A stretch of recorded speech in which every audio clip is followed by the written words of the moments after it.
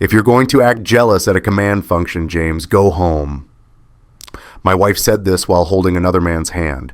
One of my soldiers, Specialist Ryan Matthew Cole, 26 years old, communications NCO in my battalion, 4th Battalion, 82nd Airborne Division, the Battalion Dining Inn, September 25th, 2025, Fort Liberty, North Carolina. 200 officers, NCOs, and spouses in the club ballroom, formal dress uniforms, medals gleaming under chandelier light. I'm Lieutenant Colonel James Patrick Dalton, Battalion Commander, 800 soldiers under my command. I carried the saber that night, 35 inches of engraved steel. The blade is polished to mirror shine. When you tap it, it rings. A clear, high note that carries across a room. The leather grip is worn smooth from years of ceremonies, smells like gun oil and metal. 3 pounds, perfectly balanced. When you hold it properly, it becomes an extension of your arm. I set it on the head table, right next to my nameplate. LTC James P. Dalton, Commander. Lauren stood 20 feet away. My wife, 39 years old, worship director at our church back when we lived in Georgia. Here at Fort Liberty, she runs the Family Readiness Group, the FRG. She organizes events for battalion families, supports spouses during deployments. Ryan stood next to her, too close, his hand on the small of her back. I walked over. Lauren, dance. She turned. Her eyes were cold, not angry, just empty. If you're going to act jealous at a command function, James, go home. Some of us are actually doing the work you're too busy for. The words hit like small arms fire. Sharp, precise. 20 years of marriage. She'd never spoken to me like that, especially not in uniform. I looked at Ryan. He smirked. Not obvious, just the corner of his mouth. Gone in a second. Command Sergeant Major Thomas Rivera appeared at my elbow. Tom, 48 years old, senior enlisted advisor, my right hand for 3 years. Sir, he said quietly, you need some air? I should have left right then. Instead, I stayed, watched the ceremony, watched Lauren laugh at something Ryan whispered, watched her touch his arm, watched 200 people pretend not to notice. The saber sat on the table. 3 pounds of honor, of command authority, of tradition passed down through generations. I taught soldiers that duty and honor come first. That night she taught me those words were just words, that some people don't understand what they mean. I drove home alone. At 2 a.m, Lauren said she'd catch a ride with some FRG ladies. I didn't ask which ladies. The mail sat on the kitchen counter, bills, junk, one official envelope, Army letterhead, sealed, red confidential stamp. I opened it. The paper made that crisp sound, sharp, clean, the way official documents always do. Lieutenant Colonel James Patrick Dalton, you have been selected for promotion to Colonel, United States Army. Promotion ceremony scheduled for October 15th, 2025. Congratulations on this recognition of your exemplary service. Colonel, 20 years I'd worked for this. Enlisted at 18. Worked my way through ROTC, commissioned captain, major, lieutenant colonel, battalion commander, now colonel. I called Emma, my daughter, 19 years old. West Point cadet, sophomore, they call it yearling year. She's following my path, infantry branch, wants to command soldiers like her dad. Dad! Her voice was bright, young, proud. You got it? I got it, sweetheart. Oh my God, Dad, I'm so proud of you. Can I come home for the ceremony? I'll request leave. I want to pin your rank. It's supposed to be family, right? You and Mom and me and Jack. Jack, my son, 16, high school junior here at Fort Liberty. Yeah, baby girl, family. Where's Mom? Put her on. I want to tell her. She's out FRG stuff. Pause. At 2 a.m? You know how it is. Battalion family never sleeps. Another pause. Longer. Dad, are you okay? I'm fine, honey. Just tired. Big ceremony tonight. I'll call you tomorrow. I hung up. The West Point acceptance letter hangs in my office, framed, 8 by 10, black frame, glass front. You can see the reflection before you see the letter. The United States Military Academy seal is embossed. You could close your eyes and trace it with your finger. Eagle's wings, shield, the motto, duty, honor, country. Emma's name in calligraphy. March 2023. I built my entire life on those words, raised my children on them, led my soldiers by them. The promotion letter sat on the counter, everything I'd worked for. Lauren came home at 4. I heard the car, the door, her heels on hardwood. She stopped when she saw me at the kitchen table. "You're up," she said. "I got the promotion." Nothing. No smile. No congratulations. No hug. "That's good, James." "That's good?" She set her purse down. "What do you want me to say?" "I want you to tell me why Ryan Cole's hand was on your back tonight. He was guiding me through the crowd." "Lauren." "What?" "Don't." She looked at me then, really looked, and I saw something I'd never seen before. She was tired, but not exhausted tired, done tired. The kind of tired that comes when someone's been pretending for too long. "I'm going to bed," she said. "We need to talk." "No, James, you need to talk. You always need to talk. After the ceremony, after the field problem, after the deployment, always after." She started up the stairs. "I'm tired of waiting for after." I sat in the kitchen until sunrise. The promotion letter on one side, the saber leaning against the wall on the other. Tom Rivera called at 0630. "Sir, I need to see you in your office before formation." "What is it?" "Not on the phone, sir." Tom stood at attention in my office, even though I'd told him to sit. Old habits. "Sir, I don't know how to say this." "Then just say it." He pulled out a folder, green, standard military folder. He set it on my desk. "Sergeant First Class Maria Rodriguez came to me yesterday. She's the Family Readiness NCO, works with your wife on FRG events."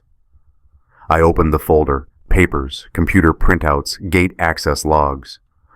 Maria was doing a wellness check on one of the junior enlisted, Specialist Cole, Ryan Cole. He'd missed 2 formations, wasn't answering his phone. I scanned the logs. Vehicle registration numbers, entry times, exit times. Maria has a master key to the barracks. Policy. Senior NCO can enter if there's welfare concern. She went to his apartment. My hands were steady. Training. 20 years of training. She found this. He pulled something from his pocket. Plastic, laminated, standard DOD dependent ID. Lauren's military spouse card. 3.5 by 2.5 inches. Her photo from 2015, smiling, hair pulled back, American flag in the background, red stamp across the bottom, dependent, officer. "It was on his kitchen counter, sir." The card was smooth, slight flex between my fingers. "You scan these at the gate." Beep. Click. "Access granted." "How long has she had access to his apartment?" "Maria says she found it 3 weeks ago. She's been struggling with whether to report up the chain." 3 weeks?" "Yes, sir." I looked at the gate logs. Lauren's vehicle, blue Honda Accord, North Carolina plates. Entry, March 15th, 2030 hours. Exit, March 16th, 0500 hours. Entry, March 22nd, 2200 hours. Exit, March 23rd, 0630 hours. Entry, April 3rd, April 10th, April 24th, May 1st, May 8th, May 15th, page after page after page. "Sir," Tom said quietly, "March 15th, you remember that date?" I did. Kandahar, Afghanistan, deployment. Our battalion's 6-month rotation, January through June 2025, March 15th, firefight outside the city, 3 wounded, 1 critical. Sergeant Miller took shrapnel to the leg. I was calling for medevac, coordinating air support, holding pressure on his wound while he screamed. While I was in Kandahar, she was here. "The gate guards talk, sir. I'm sorry, but they talk." Every soldier in this battalion knows when the commander's vehicle enters the barracks area. When the commander's wife's vehicle enters, they notice patterns. My wife had a key to another man's apartment. Maria should have told you sooner, Tom said. She knows that. She's been trying to find the courage. The FRG spouses, they put pressure on her, told her to stay quiet, to support Lauren through whatever she was going through. I set the ID card on my desk. It made a small plastic sound. Click.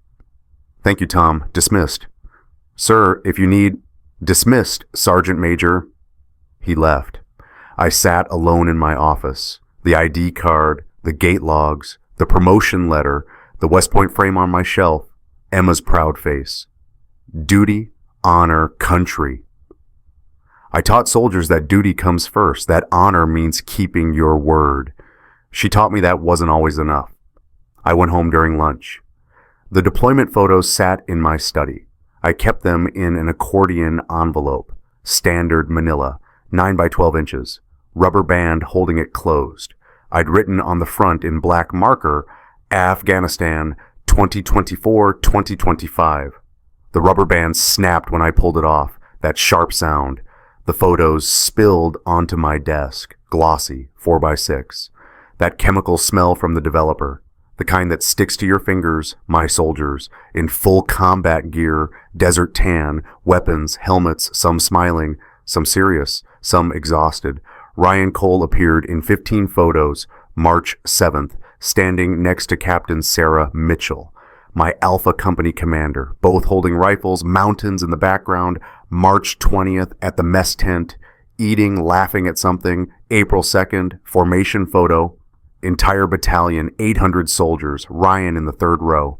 I pulled up my phone, found the text thread with Lauren from deployment. March 15th, I texted her, rough day, lost comms for 6 hours, firefight. Miller's hurt, but stable. Miss you, love you. Her response, 3 hours later, stay safe, praying for you. That night, according to the gate logs, her car entered the barracks area at 2200 hours, March 20th, my text. Finally got decent Wi-Fi, can we FaceTime? Her response, sorry, at FRG meeting, talk tomorrow? The photo from March 20th showed Ryan at the mess tent. Timestamp, 1200 hours Kandahar time. That's 200 hours North Carolina time. She wasn't at an FRG meeting. She was with him. April 2nd, battalion photo day. I'd texted, whole battalion together. Wish you could see it. These soldiers are incredible. Her response, so proud of you. April 2nd, gate logs, her car, 2300 hours entry, 500 hours exit. I sat in my study. Photos spread across the desk, phone in my hand, gate logs on my laptop screen. The deployment photos smelled like dust and chemicals. The accordion envelope was worn at the edges. I'd carried it home from Afghanistan. Proud, my soldiers, my command, my service. The timestamps didn't lie. While I was in Kandahar dodging IEDs, she was here, with him, in our house, 2 a.m. Again, I couldn't sleep, couldn't eat, just waited. Lauren came home at midnight, some FRG thing. I didn't ask. She walked into the living room, saw me sitting in the dark. Jesus, James, you scared me. I turned on the lamp. We need to talk. Not now, I'm tired. Now. Something in my voice stopped her. She set her purse on the coffee table. Expensive, leather, brown, the kind with lots of pockets and zippers. I know about Ryan. Her face didn't change. That's what got me. No shock, no denial, just resignation. What do you think you know? Gate logs, your ID at his apartment 3 weeks ago, 3 months before that, 6 months before that. Maria found your card on his kitchen counter. Still nothing. Lauren. He was here, James. You weren't. I was in Afghanistan. Exactly. I was commanding 800 soldiers in a combat zone. And I was here, alone, again, for the 5th deployment, the 7th field problem, the 100th late night at the office. Her voice was flat, matter-of-fact, like she was reading a grocery list. Ryan was here. He listened. He saw me. He made me feel like I mattered. You're my wife. Am I? Or am I just another duty station? Another box on your career checklist? I stood up. How long? Does it matter? How long? She looked away. 9 months. 9 months. March? January, but it didn't get serious until March, when you deployed. When I deployed, when I left to lead soldiers in combat, when I trusted her to hold down our home, our family. Lauren, I gave you 20 years. You gave me what was left after the Army took its share, and there was never much left, James. Her purse sat on the coffee table between us, brown leather, zippers. She reached for it. That's when it fell out. A photo, 4 by 6 inches, thermal paper, the kind for medical equipment. Slick, waxy texture. It curled at the edges. I picked it up. Womack Army Medical Center, official letterhead. September 10th, 2025. 2 weeks ago, an ultrasound image? Black and white, grainy. You could make out the shape if you knew what you were looking for. 10 weeks printed in the corner. I counted backward. March. I was in Afghanistan in March. The paper crinkled in my hand, that soft, distinctive sound thermal paper makes. The image was small, barely formed, but real. I don't know whose it is. Her voice, quiet, almost a whisper. What? I don't know whose it is, James, yours or his. The timing. She trailed off. I can't remember. The ultrasound photo weighed nothing, just thin thermal paper. But it weighed everything. 10 weeks. March conception. I'd been home on leave for 5 days in early March, R&R break, then back to Afghanistan for 3 more months. You don't know. No. I looked at my wife. 20 years. Emma's mother, Jack's mother, the woman I'd stood with in front of God and family and promised forever. Get out! James, get out of my house. This is my house, too.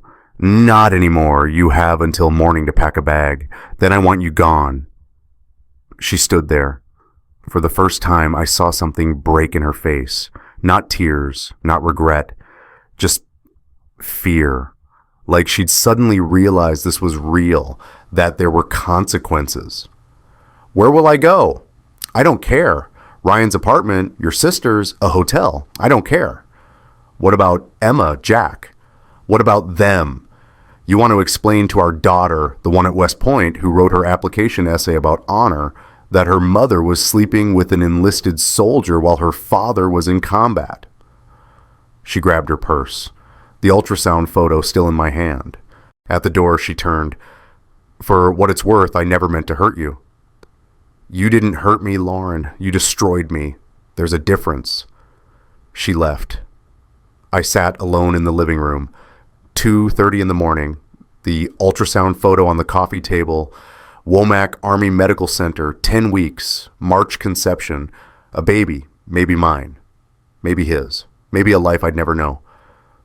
The saber leaned against the wall, 35 inches of honor and tradition and duty. I taught soldiers that duty and honor come first, that they mean something, that they're worth fighting for. That night, she taught me they mean nothing if the people you serve don't serve them back.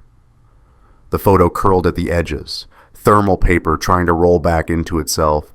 I didn't know if I was a father again or if I'd been a fool all along.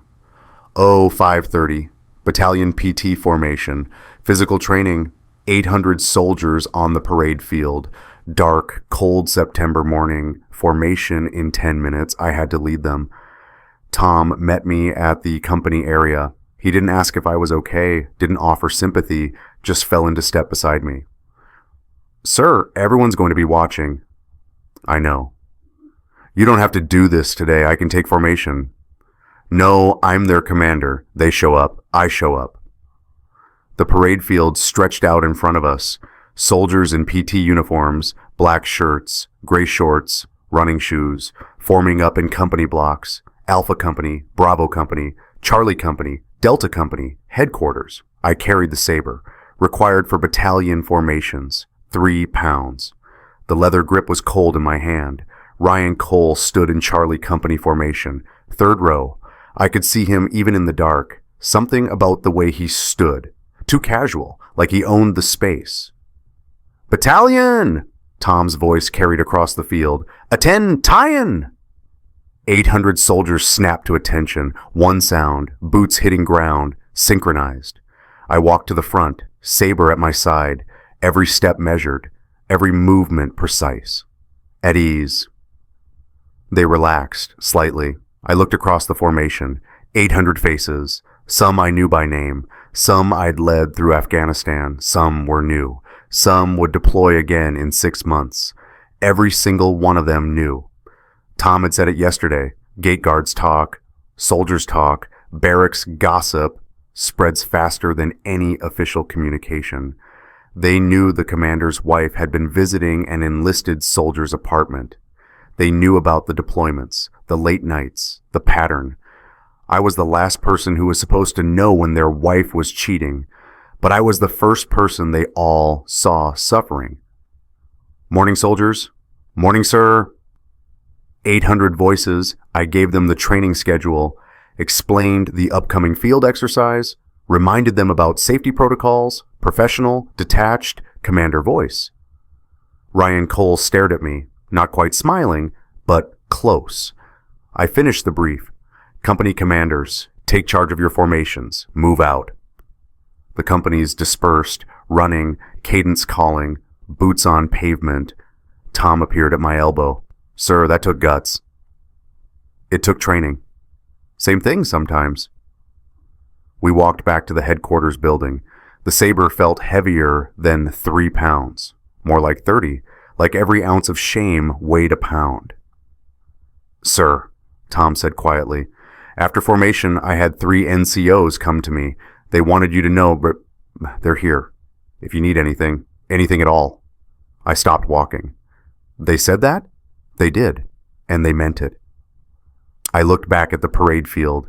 800 soldiers. My soldiers. Some knew, some didn't, but the ones who knew weren't judging me. They were standing with me. "Tell them thank you," I said, "and tell them to be ready. This is going to get worse before it gets better." Tom nodded. "Roger that, sir." 900. Colonel Patricia Morrison's office. Brigade commander, my boss, 45 years old, 23 years of service, smart, fair, no tolerance for politics. She sat behind her desk. Tom stood beside me. This was official.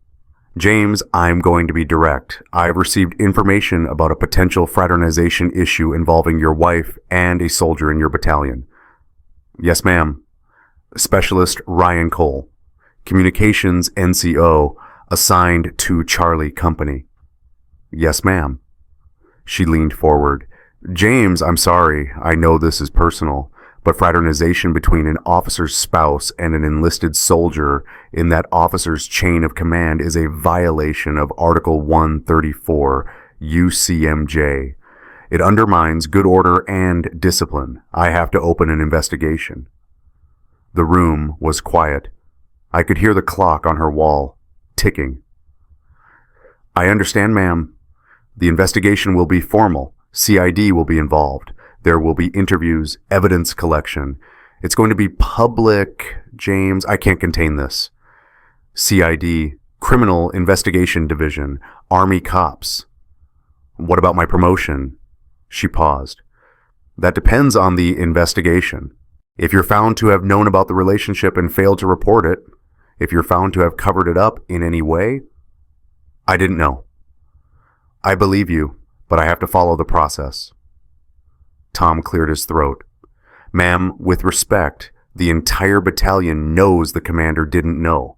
The gate guards have been logging vehicle entries for months. They didn't report it up the chain. If anyone failed in their duty, it was the junior soldiers who saw the pattern and stayed quiet." Patricia looked at Tom, then at me. "That's a fair point. But it doesn't change the fact that this investigation is mandatory. I'm putting Specialist Cole on administrative hold pending the Article 15 hearing. No duty assignments, no access to classified systems. He's confined to base." Article 15, non-judicial punishment, one step below court-martial. What about Lauren? I asked. She's a civilian dependent. She can't be charged under UCMJ, but I can revoke her installation access. Her dependent ID will be deactivated. She'll have to leave base housing within 30 days if you pursue separation. Separation. Divorce. James, Patricia said gently, I know this is hell, but you need to understand this isn't about punishing you. This is about maintaining the integrity of the chain of command. If we let this slide, we're telling every soldier that rules don't matter, that rank and authority are meaningless. I stood. I understand, ma'am. When does the investigation start? It already has. CID will want to interview you this afternoon. And James? She stood too. For what it's worth, I'm sorry. You're a good officer, a good commander. This shouldn't be happening to you. But it was. Tom and I left. In the hallway, he said, Sir, you need to call a lawyer. JAG. Get representation. I didn't do anything wrong. Doesn't matter. This is about protecting yourself, making sure the investigation stays focused on the right people. The right people, my wife, and my soldier. I taught soldiers that duty and honor come first, that they're worth fighting for. But what happens when the system you serve turns its spotlight on your personal life? When the rules you enforce become the rules that judge you. Emma came home 2 days later. I hadn't told her, hadn't called. But somehow she knew. She walked into the house at 1400 hours. Thursday afternoon? She should have been at West Point. Classes, training, cadet life. Instead, she stood in my living room in civilian clothes. Jeans, gray sweatshirt, hair pulled back. Her face was tight. Dad. Emma, you should be... I talked to Jack. He told me. Her voice cracked. Why didn't you tell me? Jack. My 16-year-old. I'd barely seen him since Lauren left.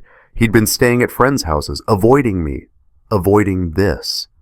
Sweetheart, I didn't want to... What? Tell me my mother is having an affair, that she's pregnant and doesn't know who the father is, that the entire army knows before I do. She walked to the mantel. The West Point acceptance letter still hung there, framed, black frame, glass reflecting the afternoon light. She stared at it. I wrote my entire application essay about Mom. I know. The opening line was, my mother taught me that women can have it all without compromise. That's what I wrote. That's what got me into West Point. Her hand touched the frame. I made her sound like a hero. Emma, how do I report this to the honor code board? She turned, tears on her face, 19 years old, wearing the pride of West Point like armor, but underneath she was breaking. The honor code says, a cadet will not lie, cheat, steal, or tolerate those who do. It says I have to report violations, even my own family. This isn't a cadet matter. Yes, it is. My mother committed adultery with an enlisted soldier, while you, her husband and officer, were in combat. That's a violation of everything West Point stands for. If I don't report it, I'm tolerating it. If I tolerate it, I violated the honor code.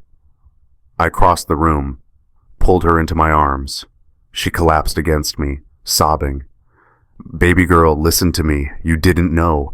You can't report what you didn't know. But I should have known. I came home in March, spring break. I saw her on her phone constantly, texting, smiling.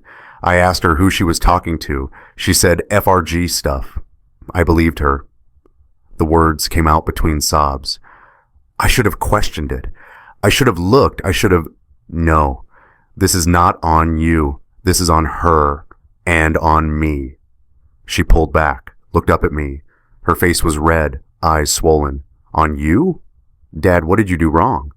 I was gone, deployments, field problems, late nights. She said I chose the army over her. Maybe she was right. No! Emma's voice was fierce, angry. No, Dad, you served, you led soldiers, you did your duty. That's what officers do. That's what I want to do. Are you telling me that if I choose to serve, I'm choosing wrong? Of course not. Then don't you dare take responsibility for her choices. She made this choice. She broke her vows. She destroyed this family, not you. I held my daughter, 19 years old, West Point cadet, infantry track, following in my footsteps. I'd raised her on duty, honor, country. I'd told her those words meant something, that they were worth sacrificing for, and now she was watching her mother prove they meant nothing. What am I supposed to tell the honor board? She whispered. When I go back, tell them the truth. You learned about it now. You reported it to me. You fulfilled your duty. Will they believe me? They'll believe you because you're telling the truth. And because honor isn't about never being betrayed, Emma. It's about standing back up when someone you loved pushed you down. She cried against my shoulder, my daughter, my little girl, who'd written essays about her mother being a hero, who'd based her entire identity on our family's values. And I just watched those values crumble in front of her eyes.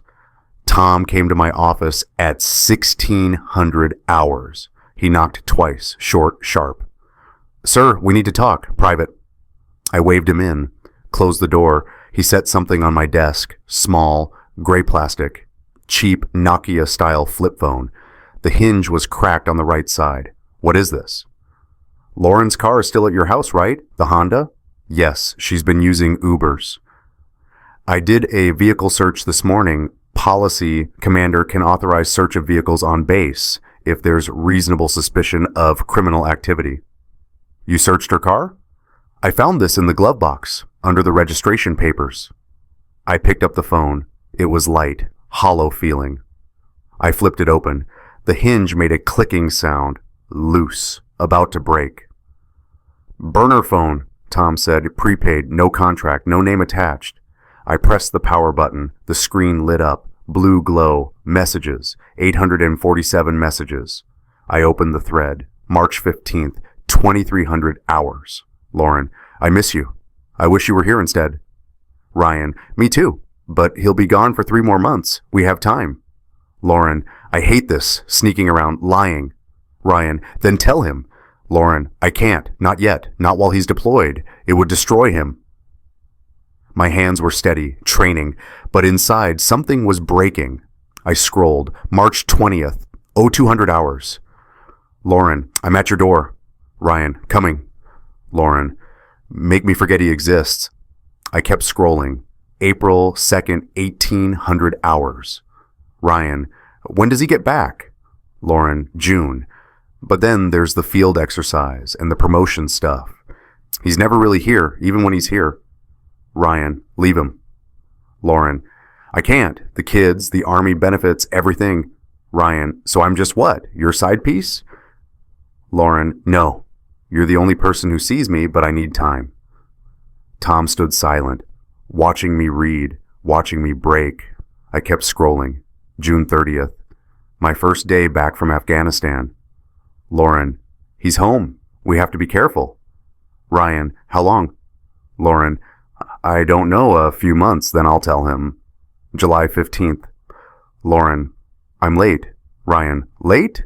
Lauren, my period. I'm late. Ryan, oh shit, is it mine? Lauren, I don't know, could be his. When he first got back, I don't know. August 1st. Lauren, confirmed, pregnant, 10 weeks. Ryan, what are we going to do? Lauren, I don't know, I can't think, I need time. 847 messages. I scrolled to the most recent, September 24th, the day before the dining in.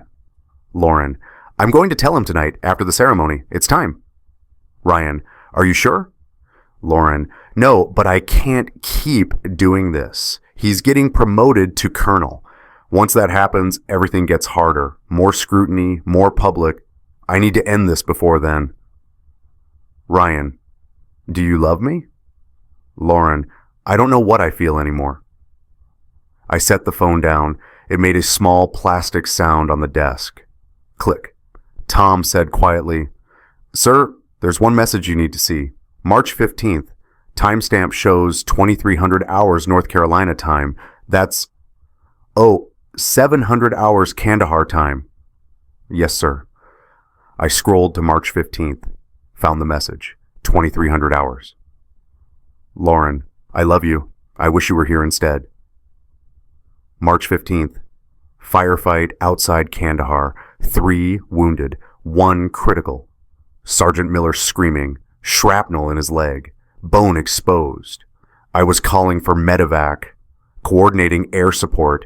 My hands covered in blood. Holding pressure. Trying to keep a soldier alive. And she was texting him, I wish you were here instead. Not, I wish the fighting would stop. Not, I wish you were safe. I wish you were here instead. Meaning, I wish James was dead. I wish you were the one I was married to. I looked at Tom. Where did you find this? Glove box. Under the registration papers and a box of tampons. Hidden. She knew I'd never looked there. Yes, sir. 847 messages. 9 months of lies. Documented. Time-stamped. Preserved. Evidence. I taught soldiers that duty and honor come first. I enforced regulations about fraternization, about conduct, about integrity, and my wife violated every single rule, documented it, saved it, on a burner phone hidden in her car. Tom, this goes to CID. Today, all of it. Yes, sir. And Tom? Sir? Thank you. I know this wasn't easy. Finding this, bringing it to me. He stood at attention. Sir, you've had my back for 3 years. Through 2 deployments, a dozen field problems. Every time I needed you, you showed up. Today, I'm showing up for you. He left. I sat alone in my office, the burner phone on my desk. 847 messages, each one a lie, each one a betrayal. I flipped through the messages again, stopped on March 15th. I wish you were here instead. While I was trying to save Sergeant Miller's life. If you've ever had evidence that proves what your gut already knew, that moment when suspicion becomes documented fact, you know what I'm talking about. Sometimes the hardest part isn't the betrayal, it's seeing it written down, time-stamped, undeniable. If you've been there, just type I knew in the comments. You're not alone in this. Captain Sarah Mitchell came to see me the next morning. 800. She knocked, entered, saluted. Sir, I need to confess something. Sarah, 32 years old. Alpha Company commander, good officer, solid leader. Married to First Lieutenant David Mitchell. They were friends. We'd had them over for dinner, barbecues, birthday parties for the kids. Sit down, Sarah. She sat, but she wouldn't look at me. Sir, 3 months ago, Lauren came to an FRG meeting. We were at the community center. About 20 spouses. She told us about the relationship. I went cold. What? She didn't call it an affair. She called it an emotional connection. She said you were emotionally unavailable, that you'd been distant since the deployment, that you cared more about the battalion than your family. She said Ryan listened to her, understood her, made her feel seen. And some of the spouses sympathized. They talked about how hard it is being a military spouse, how many times they'd felt second to the mission, how lonely deployments are. Sarah, we voted, sir. Her voice broke. We took a vote, whether to tell you or not, whether to report it up the chain or to support Lauren through whatever she was going through. The room was silent except for the clock, ticking. Who voted to tell me? 4 of us, out of 20. 4? The other 16 said we should stay quiet, that it was Lauren's business, that you were too busy with command to notice anyway, that maybe if you'd been more present, she wouldn't have needed to find connection elsewhere. I stood, walked to the window, looked out at the parade field, 800 soldiers, my battalion, their families, their spouses, and 16 of those spouses had voted to let me lead in ignorance, to let me stand in front of formations, to let me give speeches about honor and integrity while they knew my wife was destroying both. Sir, I'm sorry. I should have told you immediately. I should have reported it. I violated the chain of command. I put personal relationships above duty. I turned, looked at her. Sarah Mitchell. Good officer, good friend. Why didn't you? Because I was scared. Tears on her face. I was scared that if I reported it, the other spouses would ostracize me, that they'd say I betrayed Lauren, that they'd make my life hell, and I was scared that maybe they were right, that maybe it was your fault somehow, that maybe you'd blame me for not seeing the signs, for not warning you sooner. So you let me lead your husband into field exercises while you knew. Yes, sir. You let me stand at formations and talk about integrity while you knew I was being made a fool. Yes, sir. For 3 months. Yes, sir. I sat back down. Sarah, you need to write a sworn statement, everything. The FRG meeting, the vote, the timeline, names of who was there. CID will want to interview everyone. I understand, sir. I'll probably face disciplinary action. Probably. She stood, saluted, started to leave. Sarah. Sir. Why tell me now? Why not keep quiet? She turned. Because last night I watched my husband practice for tomorrow's PT test. He's been training for months, wants to max his score, get a good OER, get promoted. He believes in this, in service, in doing the right thing. She wiped her face, and I realized I couldn't look at him knowing I'd betrayed everything he believes in. Everything you've taught us. She left. I sat alone. 16 spouses knew for 3 months, and they voted to stay quiet. They let me carry the saber, lead the formations, give the speeches, while they whispered behind my back. I taught soldiers that duty and honor come first. I believed that if you did the right thing, people would respect you, support you, stand with you. She and they taught me that sometimes people protect the wrong person because it's easier, because it's safer, because they'd rather not rock the boat. Jack came home that night, Friday, 2200 hours. I heard the front door, his footsteps on the stairs. I met him in the hallway. Jack, he stopped, 16 years old, tall, almost my height now, but still my kid. Dad, can we talk? It's late, please. He followed me to the study, sat on the couch, arms crossed, defensive. I know this is hard, I started. Do you? Yes. Really, Dad? Because it seems like you just found out, but I've known for 6 months. The room tilted. What? March, Dad. March 12th. Remember, I came to you, said we needed to talk, man to man. I remembered, vaguely. I'd been home from Afghanistan for a week, still adjusting, jet-lagged, stressed about the promotion timeline. I said we'd talk later, after I finished some paperwork. You said, not now, bud. I have a commander's brief to prep. The words hit like rounds, small arms fire, each one precise.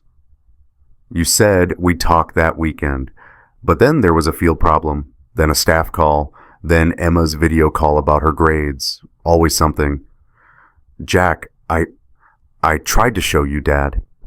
His voice was rising, angry, hurt.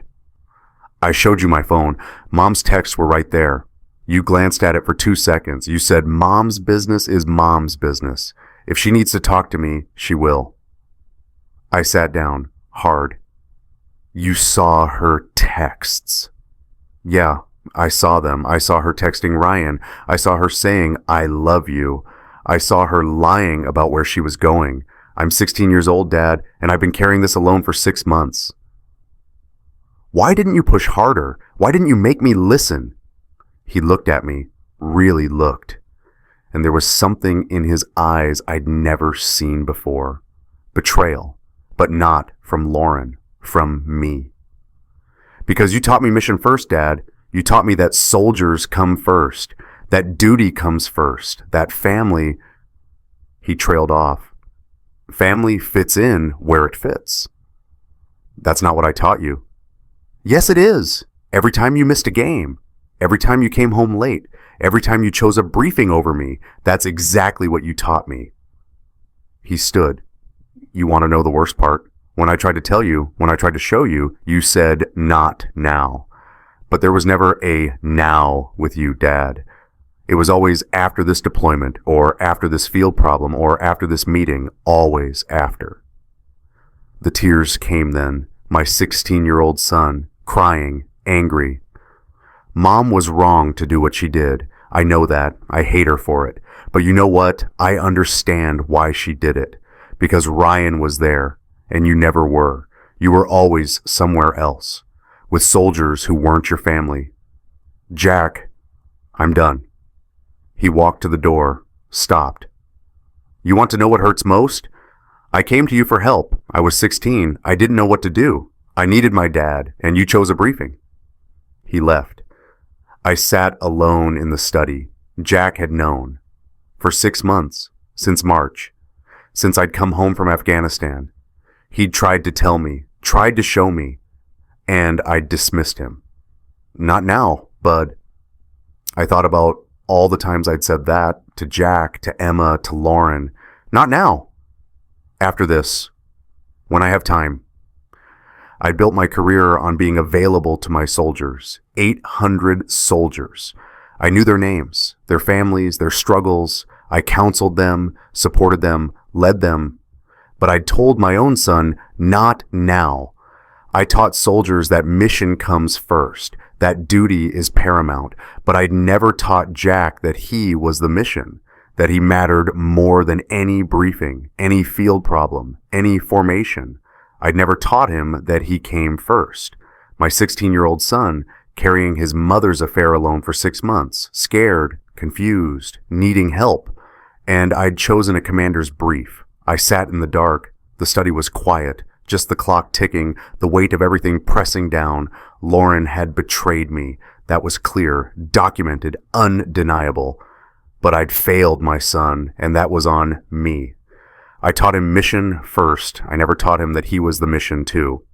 The Article 15 hearing, October 8th. Conference room at brigade headquarters. Formal, sterile. Fluorescent lights, long table. Colonel Patricia Morrison presiding, Tom Rivera as witness, battalion legal officer taking notes, court reporter typing. Ryan Cole stood at attention, dress uniform, specialist rank on his chest for now. I sat in the back, required to attend as battalion commander, but I said nothing, just watched. The legal officer read the charges. Her voice was flat, professional, like she was reading a weather report. Specialist Ryan Matthew Cole, you are charged with violation of Article 134, Uniform Code of Military Justice, specifically fraternization with the spouse of a superior officer, conduct prejudicial to good order and discipline, conduct bringing discredit upon the armed forces. Ryan said nothing. Evidence presented includes gate access logs documenting repeated visits to the subject's residence by the spouse in question. Witness testimony from Sergeant First Class Maria Rodriguez regarding discovery of dependent identification card at subject's residence. Digital communications evidence recovered from a cellular device. The burner phone sat on the table, gray plastic, cracked hinge, 847 messages entered into evidence. Patricia looked at Ryan. Specialist Cole, do you understand the charges? Yes, ma'am. Do you wish to make a statement? Pause long. Then, she pursued me, ma'am. She said her husband didn't care about her anymore, that he was never home, that she needed someone who understood what it was like to be lonely. I felt Tom tense beside me, but I stayed still. Patricia's voice was ice. Specialist Cole, regardless of who initiated the relationship, you are charged with violating Article 134. The regulation is clear. Relationships between enlisted personnel and officers or officers' family members undermine the chain of command. You knew this. You were briefed on this during in-processing. You signed the fraternization policy acknowledgement. Ryan said nothing. Furthermore, the evidence shows you engaged in this relationship while your commander, Mrs. Dalton's husband, was deployed in a combat zone. You documented the relationship via digital communications. You maintained the relationship for 9 months. These are not the actions of someone who made a single error in judgment. These are calculated, deliberate violations of military law. The legal officer slid a document across the table.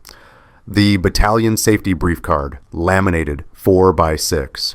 Fraternization policy printed in bullet points. Ryan's signature at the bottom. Dated January 3rd, 2025. Patricia read the verdict. Specialist Ryan Matthew Cole, you are hereby reduced in rank to private first class. Your security clearance is revoked. You are transferred to Fort Hood, Texas, effective immediately. You will report within 72 hours. This action is permanent and will be reflected in your military record. You are dismissed. Ryan saluted, turned, walked out. His career was over. E4 to E3, specialist to private first class. No security clearance meant no communications job, no advancement, no future in the Army beyond the minimum service obligation. Fort Hood, the graveyard of military careers, where problem soldiers go. Patricia looked at me.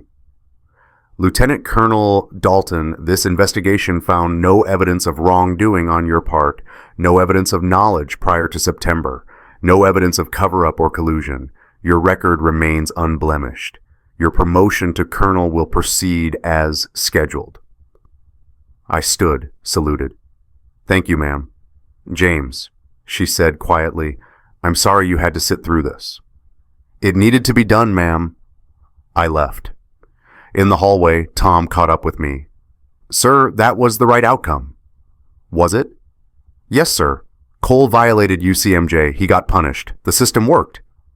The system worked, I repeated. But it doesn't feel like winning. No, sir. Justice rarely does. Monday morning, 7:30. I came into my office. The door was closed. Unusual. I always left it open. Open door policy. I told my soldiers, you need me. You come see me. I opened the door. 35 soldiers stood in the hallway. At attention, dress uniforms, 15 officers, 20 senior NCOs, every member of my battalion staff. Tom stood in front.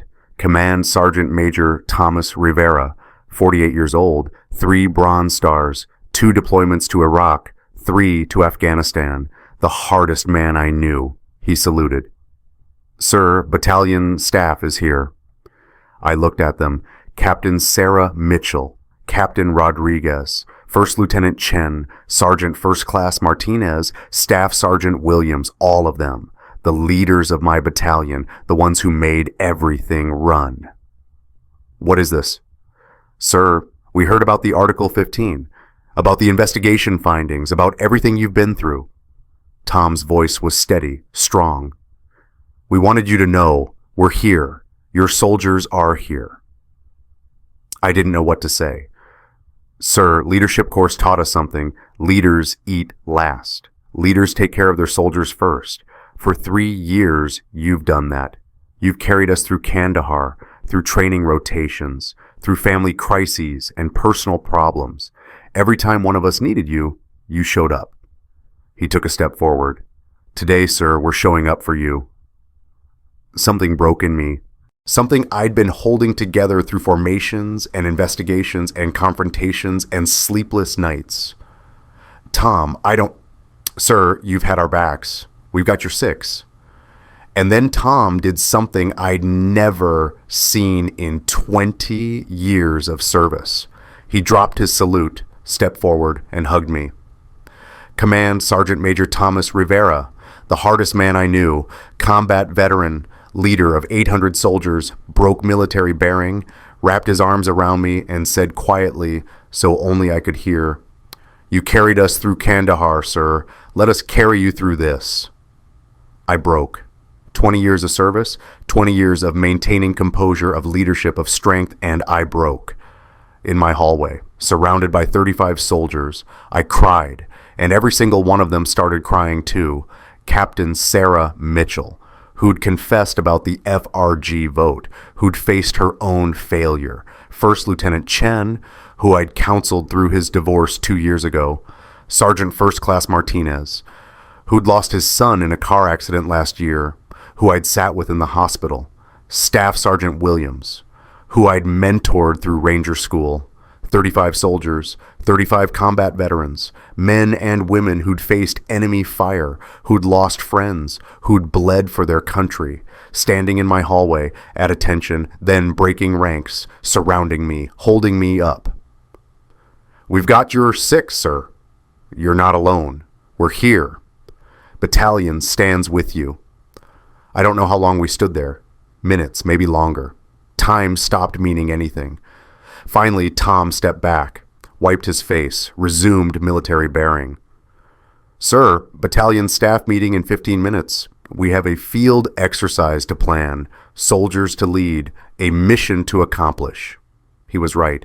Life goes on. The Army doesn't stop because your personal life falls apart. "Roger that, Sergeant Major." They filed out, one by one, each one meeting my eyes, nodding, acknowledging. I sat at my desk. The saber leaned against the wall. 35 inches of engraved steel, symbol of command, of honor, of tradition. For weeks it had felt like shame, like a reminder of everything I'd lost. But sitting there in the aftermath of my soldiers' support, it felt different. It felt like redemption. I taught soldiers that duty and honor come first, that they mean something, that they're worth fighting for. And today, they taught me those words aren't about other people keeping their promises, they're about me keeping mine. Lauren called that afternoon, first time in 2 weeks. "James, we need to talk about the baby." "What about it?" "I've made a decision." I waited. "I'm giving it up for adoption. There's a couple.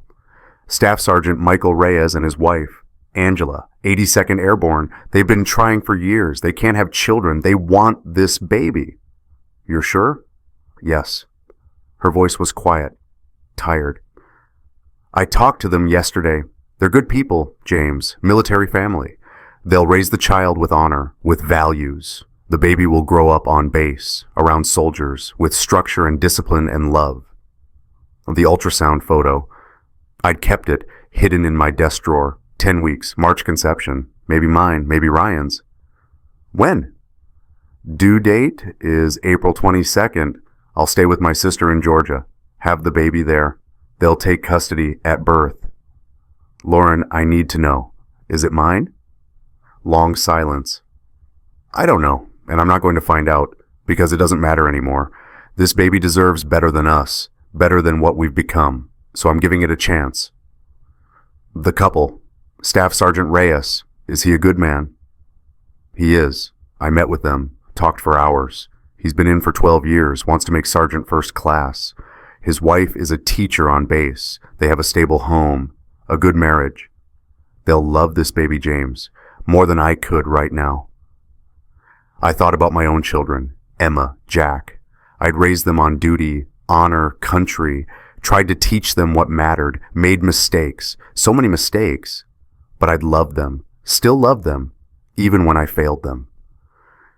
If the baby's mine, if the baby's yours, it's getting a better life than we could give it right now. 2 parents who love each other, who aren't broken, who won't raise it in the shadow of betrayal and divorce. She was right. I hated that she was right, but she was. "Okay.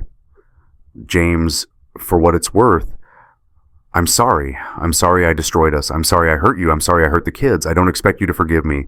I just wanted you to know. The baby will grow up with honor," I said, "even if we didn't have any." "It's the first true thing I've said in 9 months." She hung up. I sat at my desk, the ultrasound photo in my hand, thermal paper, curling at the edges. An image of a life I might have fathered, or might not have, would never know, but a life that would grow up in a home with 2 parents who wanted it, who would love it, who would teach it right from wrong. In the wreckage of everything, that was something. That was mercy. October 15th, promotion ceremony, Fort Liberty Parade Field, 0900 hours, cool morning, clear sky, 800 soldiers in formation. I stood at the front, dress uniform, medals, lieutenant colonel rank still on my shoulders. For a few more minutes, the reviewing stand held chairs for distinguished guests, brigade commander, division staff, family members. One chair had a placard, small, white card in a brass holder. Mrs. Lauren Dalton, but the chair was empty. Emma stood to my left, 19 years old, West Point dress grays, sharp, professional, beautiful. She'd come home yesterday, requested leave from the academy. She'd reported the situation to her honor board. They'd cleared her, no violation. She'd reported when she learned, fulfilled her duty. Tom stood to my right, command sergeant major, dress uniform. His medals gleamed. Jack sat in the audience. 16, dress clothes, he'd come. That was enough. Patricia Morrison stepped forward, microphone in hand. Ladies and gentlemen, soldiers of the 4th Battalion, 82nd Airborne Division, we are gathered today to recognize exceptional service and promote one of our own to the rank of colonel. She read my records. 20 years, multiple deployments, combat service, battalion command, achievements, awards. It sounded like someone else's life. Lieutenant Colonel James Patrick Dalton has demonstrated the highest standards of leadership, integrity, and dedication to duty. He has led soldiers in combat. He has built teams. He has embodied the values we hold sacred: duty, honor, country. She paused, looked at me. These past weeks have tested Colonel Dalton in ways we hope never to face. Personal crisis, public scrutiny, professional investigation. Through it all, he has maintained his integrity, his honor, his commitment to the soldiers he leads. Patricia held up the colonel rank insignia, silver eagles, bright, polished. It is my honor to promote Lieutenant Colonel James Patrick Dalton to the rank of Colonel, United States Army. Emma stepped forward. She held one eagle. Her hands were steady, but I saw the tears in her eyes. She unpinned my Lieutenant Colonel oak leaves, set them aside, picked up the silver eagle. "Dad," she whispered, "this is honor. Your honor, not hers, yours, and mine too." She pinned the eagle on my left shoulder. Her fingers fumbled slightly, but she got it. Tom stepped forward. He held the other eagle. This man who'd stood with me, who'd investigated, who'd brought me evidence, who'd hugged me in my office. He pinned the eagle on my right shoulder, stepped back, saluted. "Congratulations, sir." Patricia administered the oath. I raised my right hand, repeated the words I'd said before, words that meant everything. I, James Patrick Dalton, do solemnly swear that I will support and defend the Constitution of the United States against all enemies, foreign and domestic. That I will bear true faith and allegiance to the same, and that I will obey the orders of the President of the United States and the orders of the officers appointed over me. So help me God. "Battalion!" Tom's voice carried across the field. "Attention!" 800 soldiers snapped to attention. One sound. "Present arms!" 800 salutes, synchronized. Perfect. I returned the salute, held it, looking across the formation. My soldiers, some I'd led through combat, some were new, some would deploy again, some would leave the army, some would make it a career. But today they were here, standing with me, saluting me, supporting me. I dropped the salute, at ease. The ceremony continued, photos, congratulations, handshakes, but I kept looking at the reviewing stand, at the empty chair, at the placard that still read Mrs. Lauren Dalton. The event coordinator came over, nervous. "Sir, should I remove the name card?" I looked at Emma, at Tom, at Jack in the audience, at 800 soldiers on the parade field. "Leave it," I said. "Let them see what empty promises look like." Emma took my arm. "Dad, you don't need that chair." "No, I don't. You have us." "Yes, I do." Tom appeared on my other side. "Sir, battalion staff wants a photo, if you're ready." 35 soldiers, the ones who'd stood in my hallway, who'd cried with me, who'd held me up when I broke. We gathered, someone's phone, multiple cameras, professional photographer, everyone trying to capture the moment. But the real moment wasn't the photo. It wasn't the promotion. It wasn't the empty chair. The real moment was standing between Emma and Tom. My daughter, my brother in arms, my family, not the family I was born into, not the family I married into, the family that showed up, the family that stayed, the family that chose me when I had nothing left to offer. James and Emma redefined what family means that day. Not who you're born to, not who you marry, but who shows up when everything falls apart. If you've built your own chosen family, the people who had your six when your world collapsed, tell me about them in the comments. Who stood in your hallway when everyone else disappeared? And if this story moved you, if it reminded you that honor isn't about never falling, but about standing back up, subscribe. I tell stories about resilience, betrayal, and what it means to keep your promises when others break theirs. I'll see you in the next one. 3 months later, January, cold, gray sky. Emma went back to West Point, made Dean's List, recommitted to infantry branch, still wants to command soldiers, still believes in duty, honor, country, but now she knows those words are tested, that they mean more when they're hard, when they cost something. Jack started seeing a counselor, civilian therapist off base. We talk more now, not always easy conversations, but real ones. I'm learning to say now instead of later. To choose him over briefings, over formations, over everything. He's healing, slowly, we both are. Lauren lives in Georgia with her sister. The baby was born in April. Staff Sergeant Michael Reyes and his wife Angela took custody at the hospital. I got a photo, texted to me by Lauren's sister, a baby boy, healthy, 8 pounds, brown hair. I don't know if he's mine, never will, but he has a home. 2 parents who love him, who wanted him, who will raise him with honor. That's enough. Ryan Cole separated from the Army last month. Honorable discharge, minimum service obligation complete. I heard he went back to Ohio, working construction. No more military career, no more communications, no more advancement. I don't hate him. I thought I would, but I don't. He made choices, faced consequences, lives with them now, just like the rest of us. My promotion ceremony photo hangs in my office. Colonel rank, Emma on my left in West Point Grays, Tom on my right in dress uniform, both of them smiling, both of them proud. Behind us, barely visible in the frame, you can see the reviewing stand, the empty chair, the placard. Some people ask why I didn't have it removed, why I let it stay in the photo. I tell them because it reminds me that honor isn't about who stays. It's about what you do when they leave. The saber leans against my desk. 35 inches of engraved steel, polished, perfect.